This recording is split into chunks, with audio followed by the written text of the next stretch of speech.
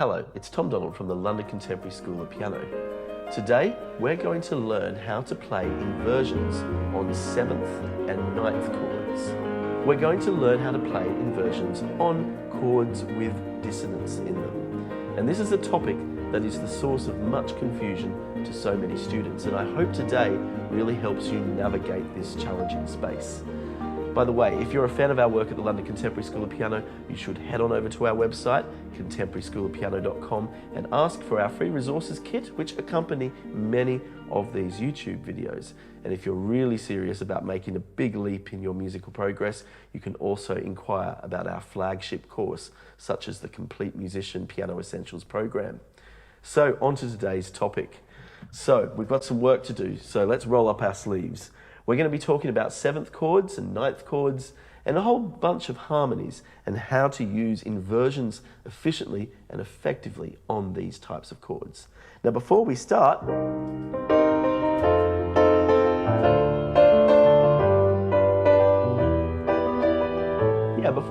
playing these chords, we need to do a bit of a rain check on our 7th chords to make sure you're really clear on your 7th chords, because if you're not, this just gets too challenging. So let's look at our major 7th chords first. This is a C major 7, and a major 7th chord is a semitone from the octave. You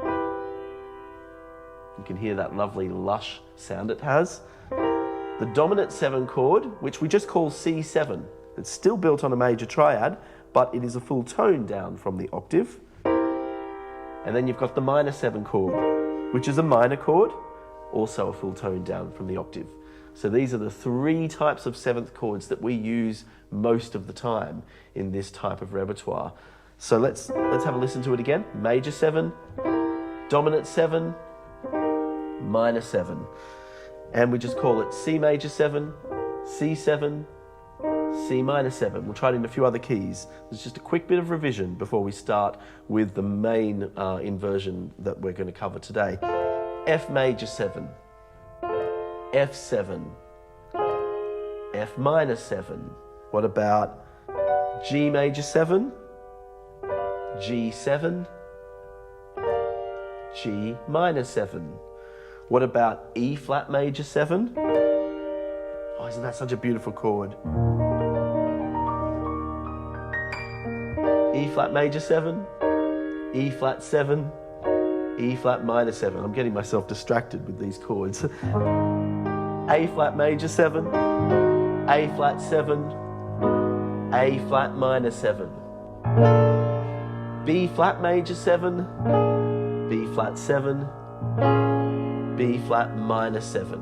It's really important to really study these chords. But the thing is, in pieces of music, chord progressions are like a narrative. They're these harmonic narratives that tell a story in the music. And this is why inversions are so important, because inversions create a smoother contour between the chords to make the musical story come out in a much smoother way.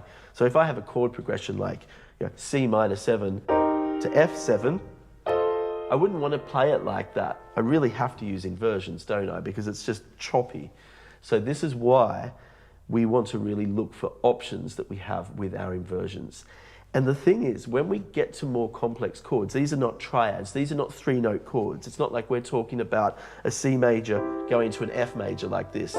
That's much cleaner, it's much more clear cut, and it's actually much easier. And we have some inversion videos on triad chords like this on our YouTube channel, which you should check out if you need some clarity with them. But when you get to the worlds of 7ths, things become a little bit more complex because we have other options available to us. We don't only have different inversions available to us, we have different voicings available to us. We even have different chords available to us. And all of these aspects are tied together. So just stick with me on this, because there's some really important things I'm about to show you now that can make a huge difference to your inversion playing. So I'm going to start with a very commonly used pattern. In fact, all of the patterns I'm going to use as examples today are patterns that are disproportionately used. It's better that we study patterns that are used all the time. If we study patterns that are niche and aren't used as often, it sort of just slows us down. We want to get straight to what this is about. And so a pattern that is used a huge amount of time is something like this, a C minor 7 to an F7, the dominant 7. It's like a 2-5-1 progression without the 1. It's just a very commonly used progression. So if I go C minor 7 to F7, a really effective way for me to get to this F7 would be just to drop the top 2 notes. So I've dropped the top note by a semitone, and the middle note is the F. I've dropped that by a tone. That's the F7. That's the root note of the chord. So I get this pattern here. And so we really want to train our muscle memory to feel this shape. This is all about muscle memory. We don't want to get overly theoretical here. So let's just jam on this for a bit.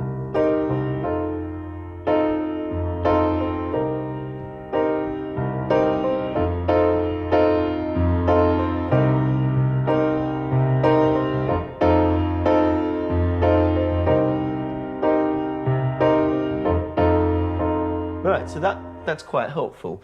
So let's try this in a couple of other keys then.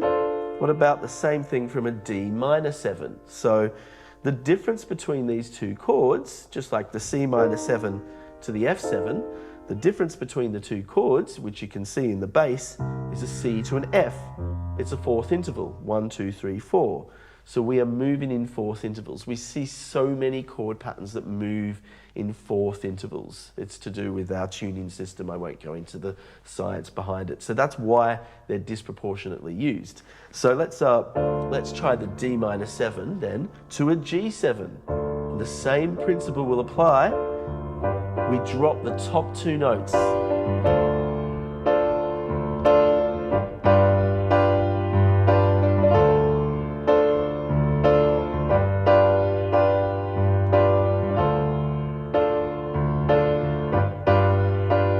What about E minor 7 now? Drop the top 2 notes. So then we get the A7.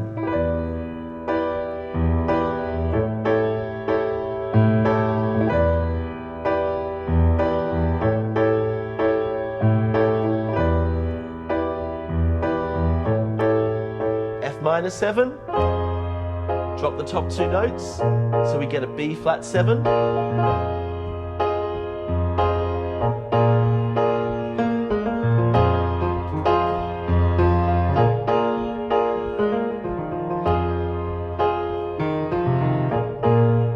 G minor 7 to C7.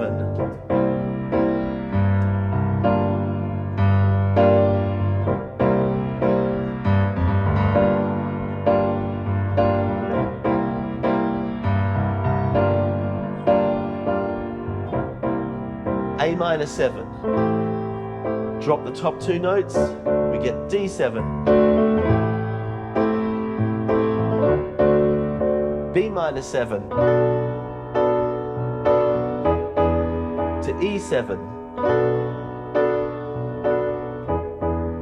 So this is a pattern that's used so many times, the minor 7 to a dominant 7, and they're a 4th apart from each other. And all I have to do is drop the top 2 notes. Now, some of you are going, okay, but which one's a semitone or a half tone? Yeah, so we have a half tone or semitone for the top note to get to the F7 in this case, and the middle note is going down a full tone to get to the root note of the next chord. But there, of course, there might be some variations there. Like for instance, if I'm going from a C minor 7 to an F minor 7 instead, I would drop the top note down by 2 semitones, by a full tone to get to the F minor 7. So the way I drop those top 2 notes will be dependent on the actual chord I'm trying to visit. Am I visiting an F7 or an F minor 7? And sometimes you'll get that instead. But just start with somewhere that's familiar to you. And if things are already starting to go over your head, you should consider joining our Complete Musician program. It is a 8-module course with hours and hours of very well-structured content that will really revolutionize your chord playing and your understanding of chords. It's a accumulation of my lifelong work in music education. If you just need that extra structure to really take your playing to the next level, maybe that's something that will be useful for you. So let's keep going now. I'm going to give you like the penultimate exercise for some jazz fingers here, jazz hands. And so if you're feeling comfortable with that, almost slightly comfortable, if you're feeling like 60%, 70% there, this is an exercise you should try. You should play that pattern and go down in semitones. So it would be this progression, C minor 7, F7, B minor 7, E7. That would be the sequence. B flat minor 7, E flat 7, and so on. So you get this.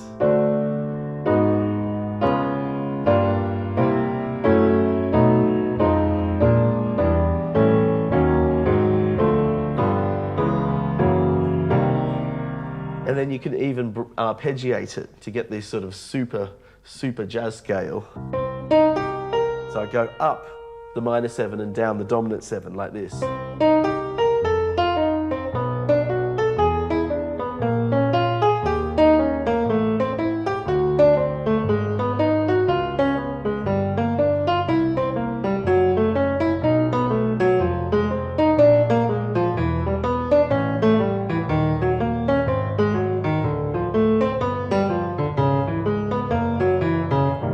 Okay, that's difficult, but that's a really good skill to work towards. And I was just breaking up the chord in ascending, descending patterns, ascending, descending, and so on. It just sounds great, doesn't it? So this is where 7th chords and inversions on 7th chords lead to opportunities with the sequencing of chords that we use and the ability for us to, in an easy way, this is where the opportunities are, to create more dissonance in the chord, to build up the chord even more by using less movement with our hands.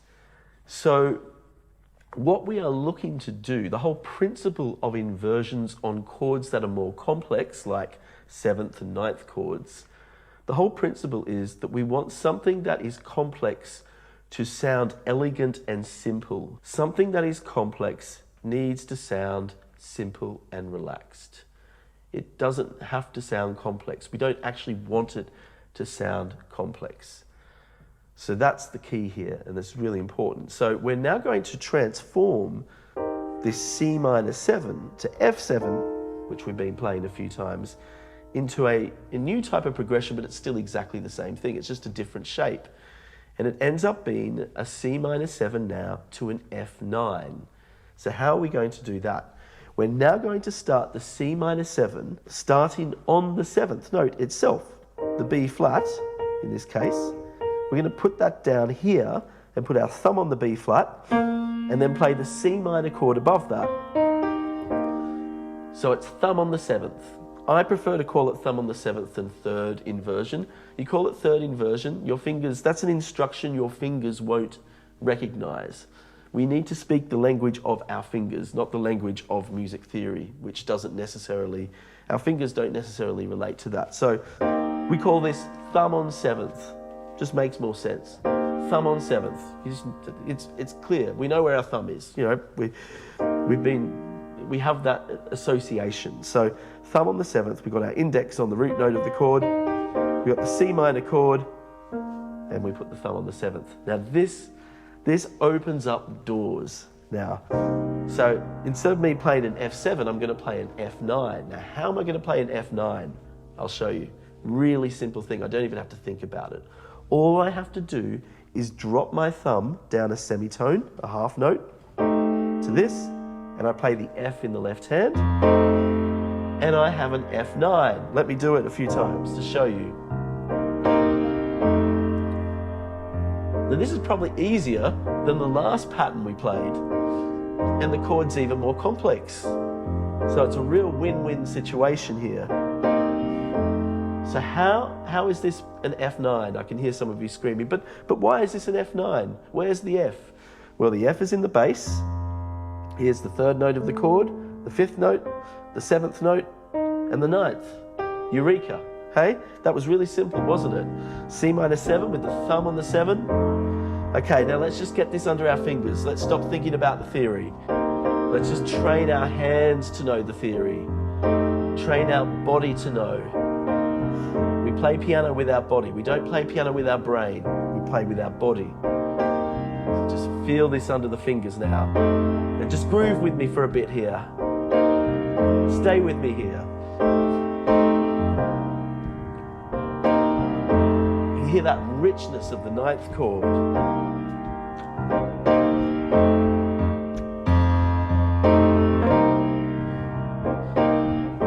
Should we do this in another key? What about a D minor 7 to a G9 then? So we have the D minor chord.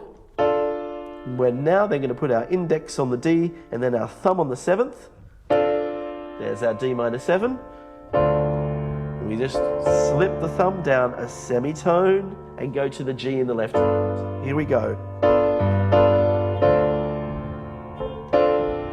Isn't that good?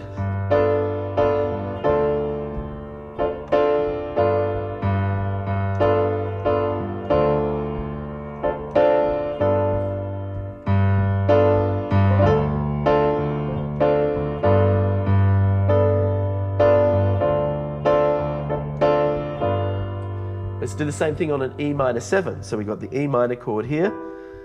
We put our thumb on the 7, drop the thumb down a semitone, and we get the A9.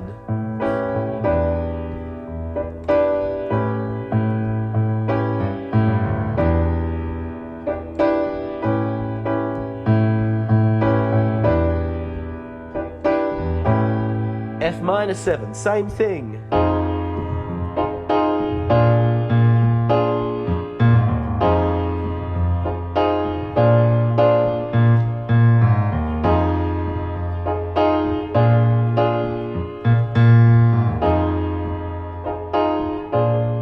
I know some of you are like, what are you doing in your left hand there, Tom? Yes, I'm improvising in the left hand. Why wouldn't I, hey? I'm just feeling the groove here. I've got to make my job fun, right? I just want to play straight jacket all day. Right, so, yeah, but I'll tell you what I'm doing in the left hand. I've got the root notes of the chord, but then there's some other notes right near the root notes of the chord that are also in the chord. It's like A flat is in the 7th, so I can sort of just play around with those 3 notes.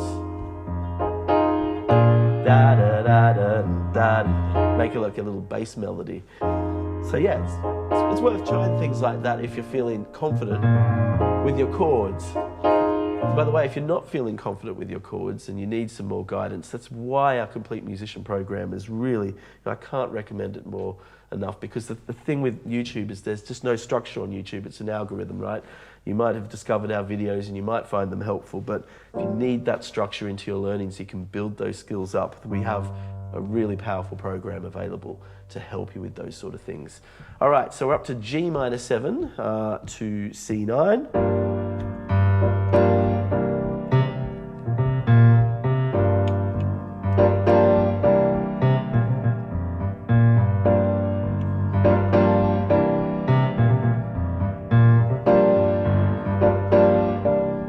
A minor to D9.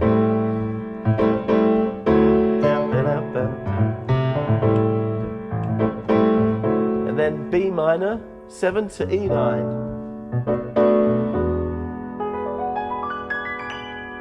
Just arpeggiating a bit there. Yeah, if you're looking for some variation. Now, how you go about practicing this, you've got some ways you can go about practicing this, but one way is to just stay on a key for a while, just get it under the fingers. Don't feel like you've got to go through all the keys straight away. You might be at a point, and I see this typically in my classes, a lot of students are really at a point where it might take them a couple of minutes to work out a key, right? Work it out in C minor or E minor or whatever it is. It might take them a minute or two, might even take them less, but just stay there for a bit. Get it in the fingers, groove with it a bit, and then move to the next key. And a practice session might only involve you playing it in 3 or 4 keys, but it's a starting point. It's just to get you started. And then you can branch out slowly. So just work at your own pace, become comfortable, and feel the chords in your body. Don't take yourself too seriously. Play with enjoyment and feel the nutrition these chords have. There's the beauty in their sound. It's so important to enjoy the process. It's so important. So what can we do with this? All right, I'm going to show you how. I said that we were going to talk about progressions that are disproportionately used. And this is a progression that is exactly that. It's disproportionately used. It's used just in so many songs. And you can decide to make it a C minor 7 to an F7, or you can use a different inversion and make it a C minor 7 to an F9. So let's choose a song to exemplify this. There's so many songs I could choose, but I'm going to choose a song I particularly love, Georgia on My Mind. Now, if we look at the chords for Georgia on My Mind, what do we get? We've got, and I'm just going to chord this out. I'm not playing any melody or anything. We're talking about chords today. This is a tutorial on 7th and 9th chords, and maybe a few extra bonus chords if we have time. So we have our F major 7 to start the song. I might put my thumb on the 7th. It's a good habit to get into. Georgia. Now we've got an E minor 7. Georgia. I've got my thumb on the 7. Oh, what do we have next? An A9. Well, I just drop the thumb down a semitone. Georgia.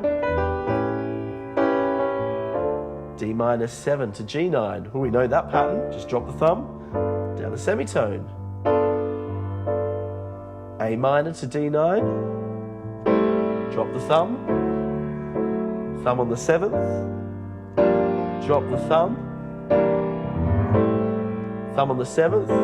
Drop the thumb. Thumb on the 7th. Drop the thumb. We've got the verse there to Georgia. Georgia. Let's do that again. Georgia.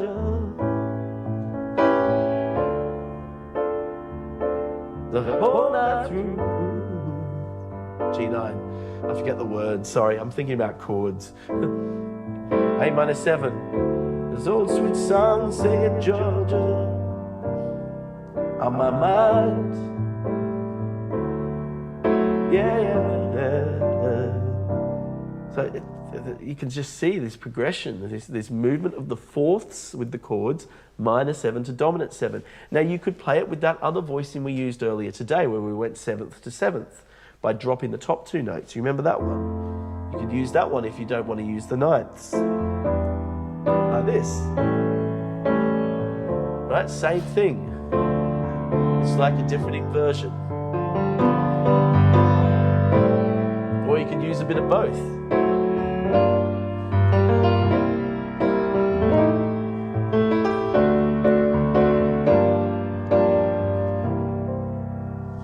So there, and then in the middle part of this song,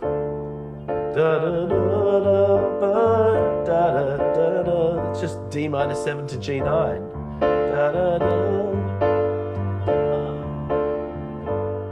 So we can play around with that a bit because it's just looping around the D minor 7 to G9, or it could be a D minor 7 to G7. So we can play around with this. And this is where I'm going to show you another inversion that we can use that is, well, this one's a really fun one, but it's a little more complex. So this one is where we go from we're going to turn let's just do this on a D minor 7. So we're going to turn the D minor 7 now into a D minor 9. Why not, hey? Let's do it. So how do we turn this D minor 7? Thumb on the 7. I'm sticking to this principle of thumb on the 7. How do I turn that into a 9th? So I've got the D in the bass. So I'm going to get the D here and take it up a tone. And I now have the beautiful, silky, smooth sound of the 9th chord. Whew, doesn't that feel so good? I just sit here all day playing that chord. I could do it in all other keys. Okay, behave, Tom. Back to D minor 7. Sorry, D minor 9. It's all part of the same ecosystem, right? So why is that a 9th chord? Well, that's the root, that's the 7th, that's the 9th, that's the 3rd, that's the 5th. All right, so I'm now going to go to a G13th. So I'm going to go from 9th to 13th. I'm not even going to play a G9. I'm going to now make it a 13th. How do I do that? I just drop the thumb down a semitone and do the same thing in the left, go to the G. And I get this. Everything else stays the same. I don't even have to know it's a G13th. I'm just dropping the thumb. Again, it's another shape. It's another inversion. Have I lost you yet? Or are you still with me? Just get your fingers to do it. Tell your brain to switch off. Tell your brain to go take a hike. It's not a place for the intellect to sort of understand the numbers. We can do the numbers later. I just want you to feel this with your fingers. Do that first. That's what jazz musicians do. They feel it with the fingers first, and then they get to the numbers later. They go, oh, that's right, I was doing that. It's still a physical form of music making. I can do this in other keys, of course. C minor 9 to F13. Yeah, it's a more difficult progression, but I can build up something like a D minor 7 to G9, D minor 7, G9. Okay, now I'll go D minor 9 to G13. Yeah. Okay, now I'm going to go to an E7. I'm still playing Georgia on my mind.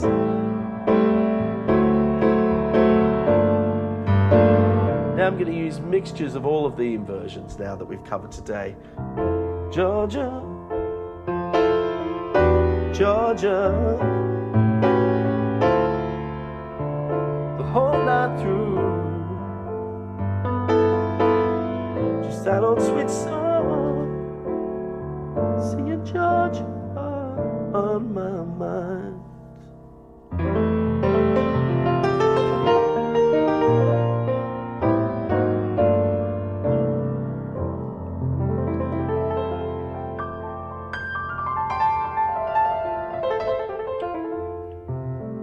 So just remember to visit our website, contemporaryschoolofpiano.com, to claim your free resources kit, or more importantly, if you really want to take your playing to that next level, talk about our complete musician program. You can ask us any questions you have about the program, about when we're next running it. It's a real opportunity to revolutionize your playing, to take your playing right up to that next level. And I'm here to help you every step of the way. It's been a pleasure speaking with you today, and I look forward to seeing you soon. Thank you.